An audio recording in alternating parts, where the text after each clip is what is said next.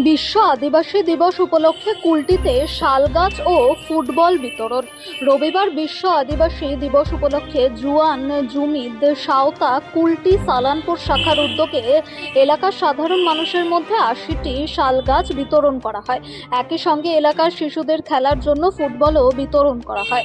কুলটি সালানপুর আদিবাসী যুব সমাজের আয়োজনে কুলটি বিধানসভার দেন্দুয়া কল্যাণেশ্বরী রোডের কদভিটা মোড়ের সামনে এই অনুষ্ঠান অনুষ্ঠিত হয়। উদ্যোক্তাদের মধ্যে উপস্থিত দুর্গেশ কিস্কু, দেবলাল মুর্মু, শ্যামলাল বেশরা, প্রকাশ হাসদা সহ আরও অনেকে। অনুষ্ঠানে উপস্থিতরা বিশ্ব আদিবাসী দিবস শ্রদ্ধার সঙ্গে পালন করেন এবং আদিবাসী সমাজের উন্নয়ন ও পরিবেশ সংরক্ষণের ওপর গুরুত্ব আরোপ করেন।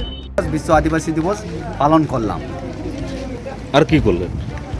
আর আমরা এখানে মোটামুটি ৭০-৮০টা গাছ বিতরণ করলাম। কাদেরকে দিলেন? এই আশেপাশে গ্রামের জনসাধারণ আদিবাসী মানুষকে গাছ বিতরণ করলাম।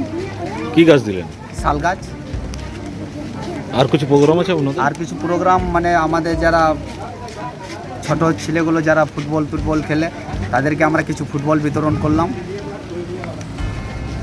আপনার নাম? আমার নাম দুর্গেশ কিস্কু। এটা মানে কোথা থেকে করা হলো? এইটা আমাদের কুলটি সালানপুর আদিবাসী যুব সমাজের পক্ষ থেকে কদভিটা মোড়ে বিশ্ব ৯ আগস্ট পালিত হলো।